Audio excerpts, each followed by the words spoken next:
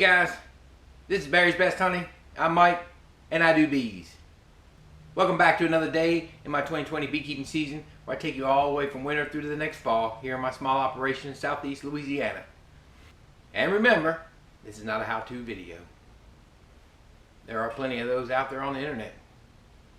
This is just me logging my season all the way through to show people what I do. But if you pick up any tips and tricks, that's wonderful. And if you have any tips and tricks for me, leave them in the comment section. Let me go into that real quick. I covered this one time when I started this video series, and I'm going to cover it one more time about why I tell you it's not a how-to video. It's simply my log, or vlog I guess you call these things nowadays, of how I do things in my operation, and just sharing with friends and family is where it kind of started out. So back when I first started this series, I kind of explained why these are not how-to videos, and in any of my older videos I always said they're not how-to videos, and the reason why is because when I started videos here and there, it was mainly just to inform my Facebook page followers of Barry's Best Honey. I like to shoot little snippets of video and put it on there, and people enjoyed watching little snippets of swarms and things like that. And so every now and then I'd want to go more in depth, and just to try and, I don't have a lot of room on my phone, and to try and put those types of videos up onto the Facebook page with my phone, they were too long, and it was just too much. So what I did was I would every now and then do a in-depth video of some of the things I was doing to show the Facebook users what was going on. Plus I would use my YouTube channel to share bee videos and other videos with friends that I have back in Florida and other places. So I was pulling honey one day in the middle of August. It was 95 degrees. It was hot, sweaty, pulling heavy honey boxes off, load them on trailers. And I wanted to kind of show everybody what it's like to be a beekeeper, because I don't know how many times you get questions or you get statements from folks at markets and things like that that say, hey, I'm going to be a beekeeper. Hey, I want to get bees. And I always like to tell people, hey, well, here's a book. I liked Beekeeping for Dummies. That helped me out when I started years ago. But I like to tell them about that book, and I always like to tell them, there's a little bit of work to it. It's not a ton of work if you have 1 or 2 hives, but, always get 2 hives, the whole spiel that you give folks. But then, hey, it's a little bit of work. There are things you got to do. You have a dead out. You got to clean stuff. You got to build stuff. You got to do this. You got to do that. And so when I was pulling that honey that time, I said, well, I need to show people what it's like to be out here in this heat, pulling these boxes and, doing this stuff. So you can get some of the unglamorous stuff in beekeeping and see it firsthand. So that's one of the reasons I started this video series. Just, it came to mind, and I thought back to that video, and I was like, I'm just going to do something and show the tedious tasks all the way to the fun stuff. And I'm going to go all the way through a year and show what it takes in my operation to go from bees being in a small box clustered in the winter all the way through growing bees, splitting bees, harvesting honey, preparing for honey, getting bees through a dearth, getting bees ready for winter, catching swarms, doing cutouts when I have to do them, which I don't like doing them, but I do them every now and then, and all that stuff. So that's what that was all about. So the reason I tell you it's not a how-to video is because I don't ever want to come off as an expert going, hey, this is how you do it. Hey, this is how you do it. There's so many of those videos out there, and frankly, some of those videos you need to be very careful with. There's folks that'll put videos out there that tell you this is the way it is, and I love the ones that always say the best way to do it, and the best way to do it, and the best way to do it. There are a lot of ways to do it, so I didn't want to be one of those guys, because sometimes I get irritated at those, and I didn't want people to get irritated at me. And I'm not a huge expert. I'm an 8-year beekeeper learning as I go still. And I'm sure I'll be learning for years to come. And there's things I can help people with, and there's things they can help me with. From the beginner who's giving me ideas to the 50-year beekeeper that's giving me ideas. And I'm an 8-year beekeeper, and I can give people ideas and mentor beginners. And I can also give ideas to guys that have been in it for a long time, if they're open-minded about it. And it goes both ways. So that's why I say it. That's why I tell you that each time. Because I don't want it to be as though I'm sitting here going, hey, this is how you do it. What's my saying? And it started at the very beginning of this series. I learned this from Mr. Julian Lane, who ran our association for so many years before he passed away. And he said, and he always put this slide up, 12 different potato salads up on the screen. And they all were potato salad, but they all were made different. They looked different. They had different colors and different ingredients. But you know, they were all still potato salad. Which one do you like? And he would teach his type of potato salad, his type of beekeeping. And, you know, that was vertical splits and things like that. And there are many others, but this is the one he liked. And he would never say, this is how you have to do it. So that's why I say that. That's why I lead off every video with that, because I don't want people to think I'm here trying to show them how to go and be a beekeeper. But if they do pick up tips and tricks, again, that's a good thing. And if they have anything for me, I'm always open to hear it. Okay, guys, it's windy. It's already dropping in the 50s again. It's blowing 100 miles an hour, it feels like. The wind chill's down in the 40s. This is the day after I took that abandoned hive and broke it in pieces and got it split up. But I'm not messing with that at all. What I'm going to do real quick is the hive next to that needed a box really bad. So I'm going to go ahead and load up a box, throw some frames in it, pop it on top real quick. Even though it's going to get cold tonight, they'll be fine. But they need a box. They need to be ready to grow into it. And I couldn't do that yesterday because once that robbing began, I wasn't about to open that hive up and expose them to that. Now it's not a heavy dearth, so I knew the robbing would slow back down. It would go away in the evening. It probably didn't occur again today. But had it been August, that would have been a bad situation. And I wouldn't have done that in August because I know better than to bust my hives open starting in August all the way through fall, because that's just deadly.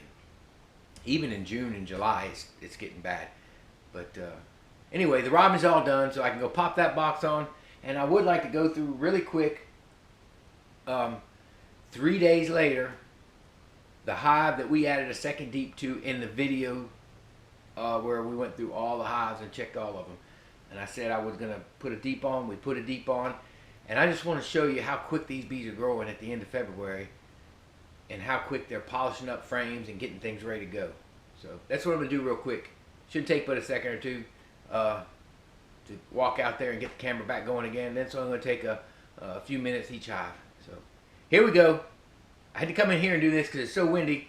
I don't know how bad the wind's going to be on the microphone. I don't have a microphone for it, and I don't have a baffle on this one, so just bear with me. We'll get through it. All right, let's go. Hey folks, here we are at this hive. Now remember, the other day we put a box on. This was 3 days ago. This is really just for my own curiosity.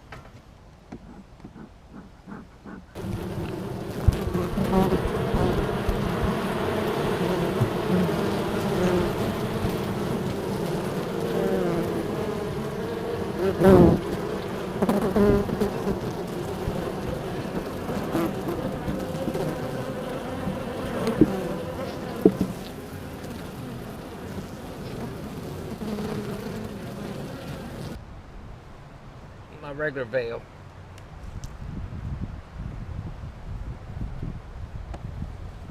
So obviously they're going to do nothing with this. They don't have enough nectar going, but they're on it. Problem sometimes with plastic foundation, if there's no nectar flowing, they'll strip that wax off of that thing. They don't like me being in here when it's cool. But look, they're polishing them up. These frames look beautiful compared to what they were. There.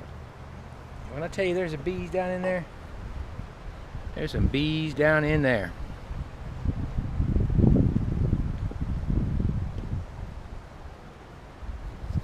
I just want to see. I'm actually trying to get to the foundation that we put in here. Polishing, look, they're putting nectar in here already. That's exactly, I mean, they needed some space. Notice when I don't have full protection on, I take her easy going through here. Look, that one's almost full of nectar.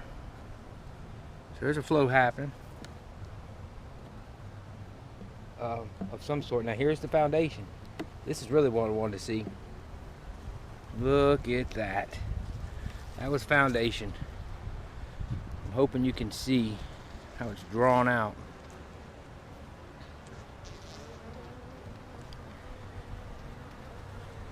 Yeah, this one definitely. This was pure. It's drawn out. So that's impressive. That's what we really wanted to see right there. I'm gonna pull this last frame out. Now the queen probably won't be up here yet because it's gonna take them a few days to polish it. And actually, they're putting nectar in here. Look, it's full of nectar. If they leave this bottom open, they'll polish that up for her to lay eggs in. So there you go. They're filling it with nectar. They're drawing out some foundation slowly. Let's get these girls put back in because there's no reason to disturb them like this. Let's throw a little smoke to them, get them back in there.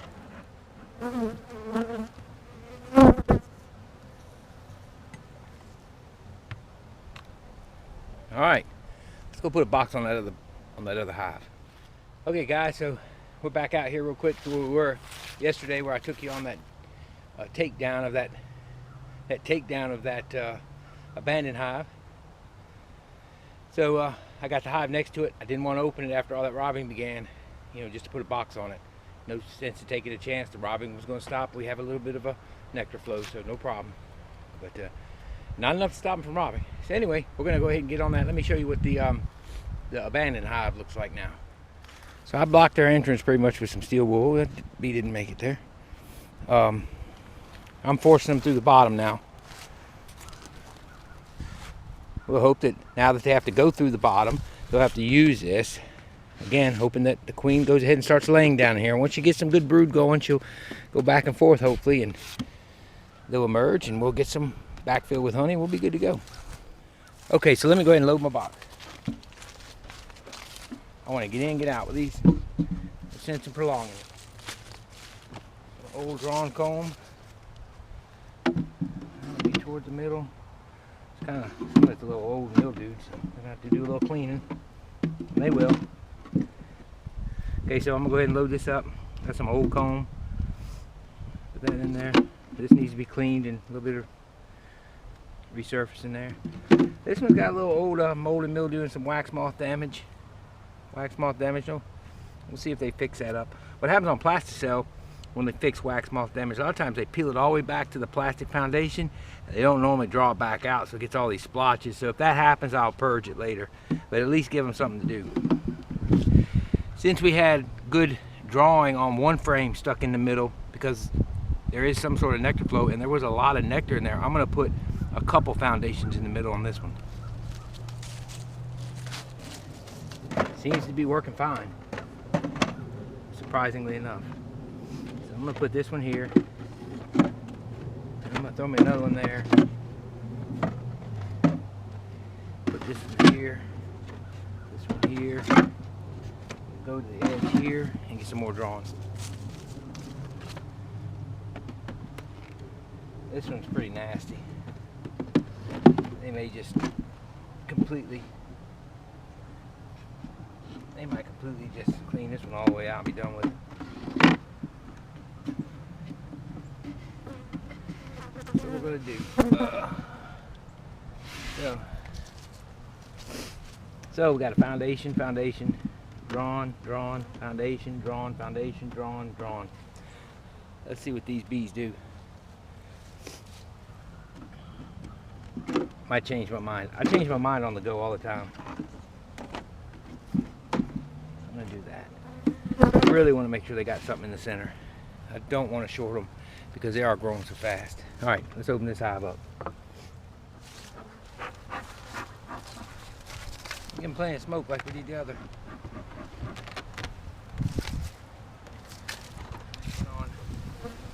Oh my goodness. A lot of bees.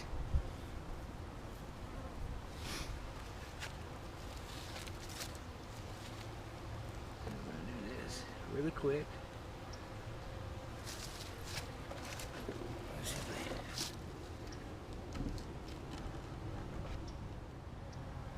Okay, there we are.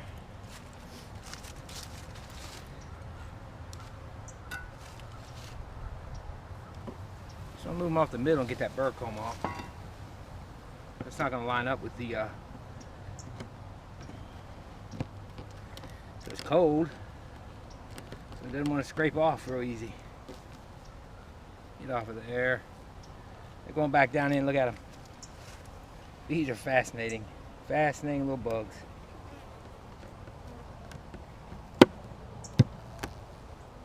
Look at them go.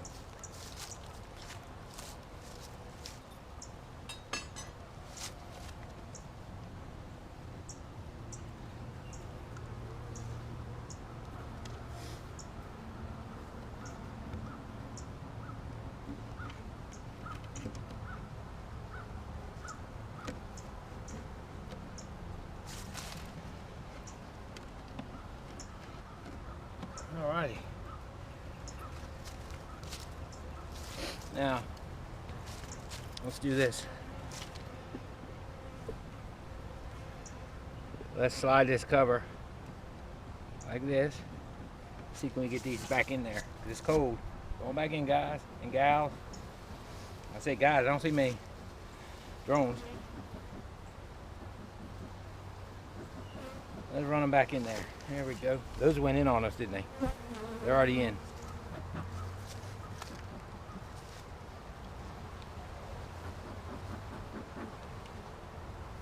What'll happen is it's already getting cold enough to where if I don't run them in, they'll sit on the outside and they'll live till tomorrow probably. Depends just how cold it gets tonight. But they'll just be kind of like frozen there.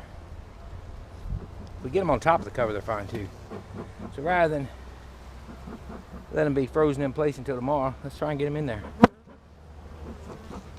Once they thaw back out, they'll find their way back in. But I see no reason to do that. Alright. That's what we want right there.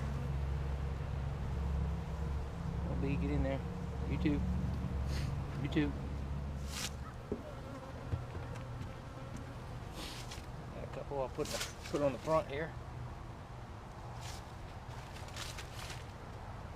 There you go. Now they got more space. Well, folks, that's it. 2 quick tasks. One of them that didn't need to be done. I just wanted to do it. Wanted to show you guys and just satisfy my own curiosity as to nectar flow and how these bees are growing and how fast they're growing.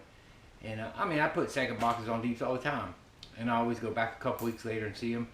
I guess my biggest amazement right now is how early in the season we are. That's all. I don't put doubles on until, on the singles that I have, and when I don't put those doubles on until usually mid-March and towards April. That's they come out of winter usually in February, and they take a month to grow. And so I'm just kind of amazed this time of year and what's going on. And so I wanted to go through there just for my own curiosity. I wanted to go through there yesterday, but you know, with the robbing I couldn't. So it was just cool to me to see that, and I'm glad I could take you guys along. And then the other deep, I needed to put a box on there. It needed to have a box. We knew that yesterday when you and I went through it. And so we got it on there, and I'm going to see what they do. But they'll be fine. That's a fast-growing hive. That was a 5-frame nuke just about 3 months before winter. I went ahead and put it in 10-frame deep because they were blowing up even during a dearth. And they really grew, and they put on some weight during the goldenrod, which wasn't real heavy. So let me move out of the way of that. So very, very impressed with that one. And I think the next big thing I'll be doing is I'm going to have to do those splits that we did 3 weeks ago now. It's time to go ahead and move the top box off, the queen, and move her to a new stand with her bees. And that's going to further deplete her population because they're all going to go back to their entrance. And take a quick peek down in the bottoms to see if we need to add some deeps there. From this point forward, what I'll do when I add deeps is I'll usually put 2 frames of drawn comb and the rest foundation, because we'll have a flow right around the corner. And that'll build them up, and plus it gives me more drawn foundation, and that's always key. So that's it for the day. Quick one. Wanted to just get in there real quick, get in, get out, finish up what we had to do yesterday, take a few days break, and do some stuff around the house. Don't forget, always got to take care of the house. It's not always about the bees, although it seems like it this time of year. So anyway, this is Barry's Best Honey. I'm Mike, and I do bees. Hope y'all enjoyed the video. If you did, please hit the like button. Go ahead and subscribe to the channel. And don't forget to hit the notification bell so you can get notified every time I upload a video. And share it with your friends and family. Y'all have a great evening, and God bless y'all.